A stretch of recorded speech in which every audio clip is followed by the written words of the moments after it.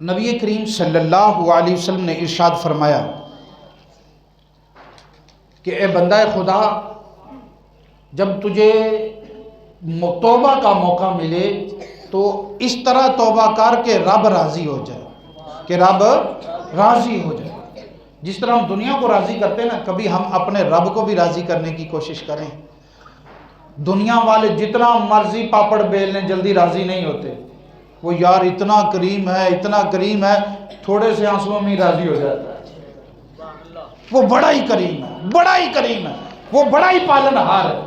آپ اس کے بارگاہ میں دامن پھیلاؤ تو صحیح، مانگو تو صحیح۔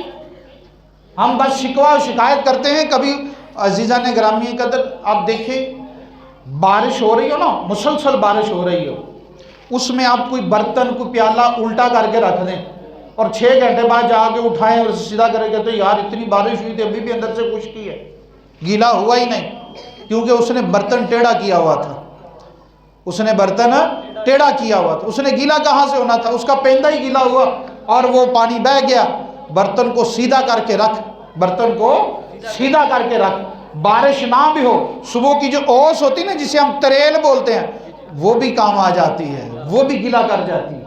یہی ہے، اپنے دل کو تھوڑا سا سیدھا کر، تھوڑا سا بس سیدھا کر لے، باقی اللہ رب العزت مہربانیاں فرما دے گا، کرم ہی کرم کر دے گا۔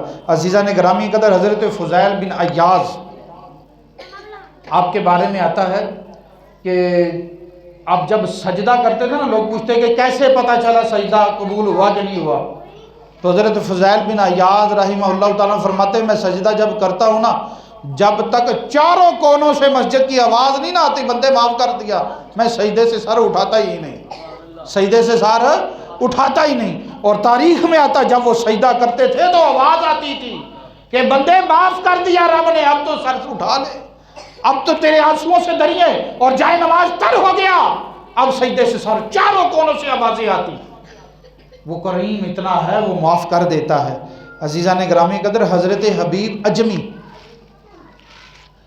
رحمہ اللہ بڑے اللہ کے ولی گزرے، لیکن ولایت سے پہلے ایک بڑے گناہگار بھی تھے، سود کا کام کرتے تھے۔ حضرت حبیب اجمی کیا کام کرتے تھے؟ سود کا کام کرتے آتے۔ جب کوئی اس طرح کا پروگرام ہوتا، توبہ طائب کی کہتے میں توبہ کرتا، پھر دوبارہ وہی کام شروع، پھر موقع آیا پھر توبہ، پھر وہی کام شروع، پھر توبہ، کہتے اس طرح میں کرتا۔ پھر میرے دل میں خیال آیا کہ یار سچی توبہ کرنی چاہیے، تو انہوں نے جو اپنا کاروبار کیا ہوا تھا اس کے سے کچھ گوشت خریدا، اپنے گھر والی کے پاس گئے کہ اس کو ذرا مجھے بنا کے دینا۔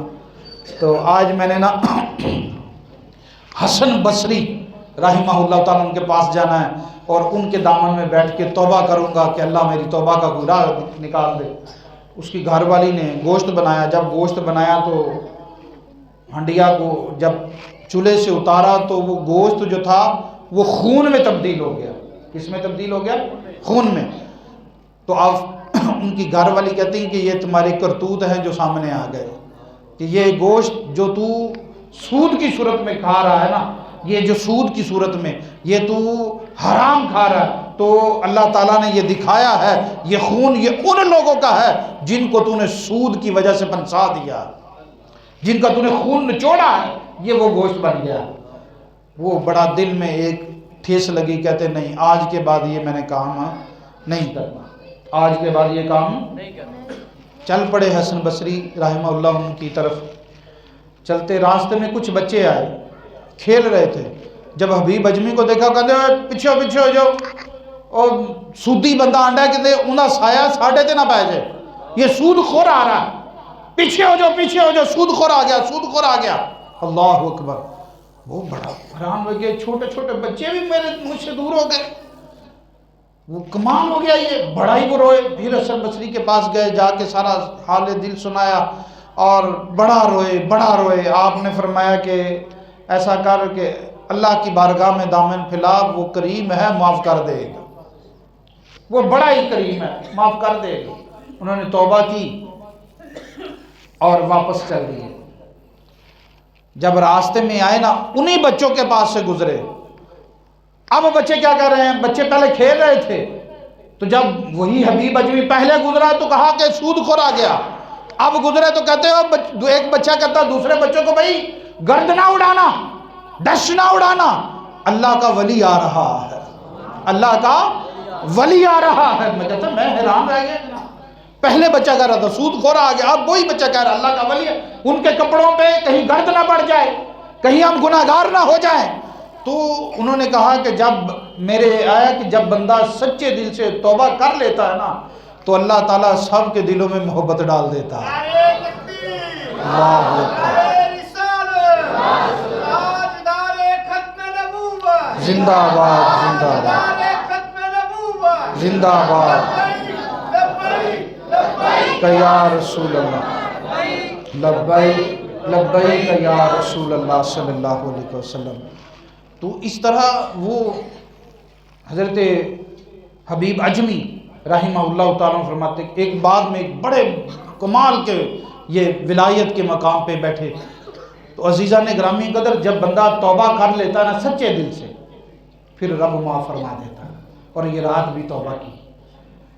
حضرت عمر فاروق رضی اللہ تعالیٰ عنہ کے بارے میں آتا ہے کہ ان کے دور میں ایک بندہ شرابی، ان کو سزا بھی آپ نے 2 بار دی۔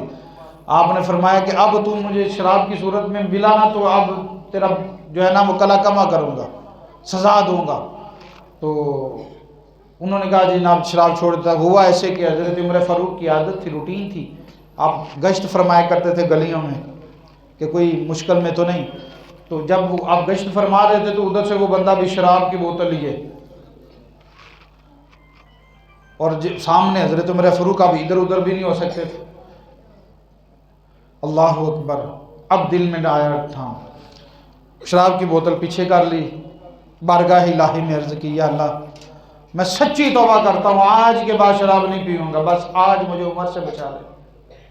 اللہ اکبر۔ حضرت عمر فاروق رضی اللہ عنہ نے پوچھا کہ تم مجھے سے کیا چھپا رہے ہو؟ کہتے کچھ نہیں، شہد کی بوتل ہے۔ بعد نے لکھا کہ سرکہ، انہوں نے کہا سرکہ، بعد نے لکھا کہ نہیں انہوں نے کہا تھا شہد، جو بھی انہوں نے جملہ بولا۔ حضرت عمر فاروق رضی اللہ عنہ نے فرمایا نہیں سامنے کرو، جب وہ کیا جو اس نے بولا تھا وہ بن گیا، وہ بن گیا۔ اللہ اکبر۔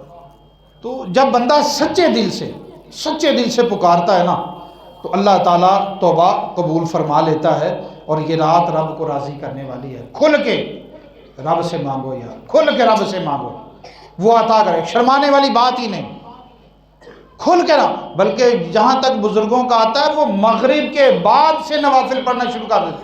ہم تو شب برات پہ تب آتے ہیں، وہ میسیج کر کے پوچھتے رہتے ہیں جناب تسبیح نماز کب ہو رہی ہے، ہم تب آتے ہیں۔ بزرگان دین دیکھیں وہ مسجد میں اگر محافل کی صورت میں نہیں بیٹھے، یہ محافل کی صورت بھی اس لیے بنائی گئی تاکہ یہ گھروں میں گناہوں سے بچ جائیں، جو چے جائے کہ فضول گفتگو میں محو ہونا، یہ اللہ کی بارگاہ میں حاضر ہو جائیں، تلاوت سنیں، نعتیں سنیں، بیانات سنیں، اس وجہ سے محافل سجائی جاتی ہیں۔ ورنہ بندہ گھروں میں بھی بیٹھا ذکر کرے، وہ کریم اتنا ہے کرم کاری دیتا، وہ بڑا ہی کریم ہے۔ اور اس لیے اللہ تعالیٰ نے فرمایا توبو اللہ توبۃ نصوحا، اے اللہ کے بندو سچی توبہ کر لو۔ کون سی توبہ کر لو؟ سچی توبہ کر لو۔ جب تم سچی توبہ کرو گے تو رب فرماتا عسیٰ ربکم ان یکفر عنکم سیئاتکم، اللہ تعالیٰ پھر اتنا کریم ہے وہ تمہارے گناہوں کو مٹا دے گا۔ یہ رب فرما رہا ہے ان یکفر عنکم سیئاتکم، جتنے بھی تمہارے پلڑے میں گناہ ہیں جب تم توبہ کرو گے اللہ سارے ہی معاف فرما دے گا، سارے ہی مٹا دے گا۔ بعد روایات میں تو یہاں تک آتا ہے کہ اللہ تعالیٰ ان گناہوں کو نیکیوں میں تبدیل فرما دے گا، صرف مٹائے گا ہی نہیں بلکہ ان کی گناہوں کی تعداد کے برابر اللہ پاک نیکیاں بڑھا دے گا، وہ اتنا کریم ہے۔ یا ایھا الذین آمنوا توبوا الی اللہ، اے ایمان والو سچے دل سے توبہ کر لو۔ عزیزان گرامی قدر، جب کسی کو راضی کیا جاتا ہے تو کتنی خوشی ہوتی ہے نا، دل قرار پاتا ہے، چین پاتا ہے۔ اور جب کوئی بچھڑا ہوا بندہ ملتا ہے تو کتنی خوشی ہوتی ہے۔ ایک ماں کا بیٹا، والدین کا بیٹا جدا ہوا، اسے 10 سال بعد ملا، کتنی خوشی ہوئی کہ جناب آنسو ہی نہیں اس کے رک پاتے۔ اتنی خوشی کا تو اتنے عرصے بعد مجھے ملا ہے۔ اللہ اکبر۔ اسی طرح نبی کریم صلی اللہ علیہ وسلم نے ارشاد فرمایا جب بندہ گناہوں سے توبہ کرتا ہے، جب بندہ گناہوں سے توبہ کرتا ہے، جتنی خوشی ہو والدین کوئی نہ بچھڑی ہوئی اولاد کو مل کر، اس سے کہیں زیادہ رب خوش ہوتا ہے جب اس کا بندہ اس کی بارگاہ میں توبہ کرتا ہے۔ اللہ توبہ بندہ مانگ رہا ہے اور بندے نے جہنم سے بچنا ہے، لیکن رب خوش ہوتا ہے کہ میرے عذاب سے بچ گیا، میرے نبی کا امتی تھا، میرے قہر و عذاب سے بچ گیا، تو رب اتنا خوش ہوتا ہے جتنا وہ والدین بچھڑی اولاد کو مل کر خوش ہوتے ہیں، اس سے کہیں زیادہ رب خوش ہوتا ہے جب بندہ سچے دل سے توبہ کر لیتا ہے، سچے دل سے توبہ کر لیتا ہے۔ اس لیے اللہ تعالیٰ نے فرمایا یا ایھا الذین آمنوا توبوا الی اللہ توبۃ نصوحا۔ اور عزیزان گرامی قدر جانے جانا صلی اللہ علیہ وسلم نے ارشاد فرمایا نصف شعبان، صحابہ کرام فرماتے ہیں نبی کریم صلی اللہ علیہ وسلم نے ہمیں سمجھانے کے لیے مثال دی، ہمیں سمجھانے کے لیے مثال دی۔ اس وقت بنی قلب ایک قبیلہ تھا جو بکریاں جس کے پاس تعداد کے لحاظ سے سب سے زیادہ ہوتی، اس وقت تعداد کے لحاظ سے سب سے زیادہ ہوتی۔ آپ فرماتے ہیں کہ ہمیں سمجھانے کے لیے نبی کریم صلی اللہ علیہ وسلم نے فرمایا اللہ تعالیٰ نصف شعبان کی شب کو بنی قلب کے بکریوں کے بالوں کی تعداد کے برابر گناہ گاروں کو معاف فرما دیتا، گناہ گاروں کو معاف فرما دیتا۔ یہ صحابہ کو سمجھانے کے لیے تو ہمیں کوشش کرنی چاہیے۔ اب دیکھیں ہم اپنے سر کے بال ہی پکڑ لیں، سر کے بال تو کتنے کا جتنے بھی ہمارے ہاتھ میں آئیں گے ہم ان کی کاؤنٹنگ نہیں کر سکتے، ان کی کاؤنٹنگ نہیں کر سکتے۔ تو بکریوں کا تو جسم ہی بالوں سے بھرا ہوتا ہے، وہ شمار ہو ہی نہیں سکتی۔ اس کا مطلب جب بال شمار نہیں ہو سکتے تو اللہ کی رحمتیں بھی شمار نہیں ہو سکتی۔ اتنے گناہ گاروں کو معاف، تو دعا کرنی چاہیے کہ یا اللہ میرا نام بھی ان لوگوں میں شامل ہو جائے، میرا نام بھی ان لوگوں میں شامل ہو جائے جس کو تو آج کی رات بخشنے والا ہے، آج کی رات بخشنے والا ہے۔ اور یہ آڈٹ ہے ایک سال کا آڈٹ ہے جو سابقہ گناہ ہوئے۔ ام المومنین سیدہ عائشہ صدیقہ رضی اللہ تعالیٰ عنہ فرماتی ہیں کہ آپ اتنے روزے رکھتے، حضرت اسامہ بن زید رضی اللہ تعالیٰ عنہ سے بھی ہے ذالک شہر یغفل الناس عنہ، نبی کریم صلی اللہ علیہ وسلم فرمایا لوگ اس سے بڑی غفلت میں ہیں، حالانکہ یہ اللہ کے بڑا کرم والا مہینہ ہے۔ ترفع فیہ الاعمال الی رب العالمین، اس میں اعمال رب العالمین کی طرف اٹھائے جاتے ہیں۔ فَأُحِبَّ أَن يُرْفَعَ عَمَلِي، میں پسند کرتا ہوں جب میرا اعمال نامہ اٹھایا جائے، وَأَنَا صَائِمٌ، میں اس حالت میں ہوں کہ میں نے روزہ رکھا ہوا۔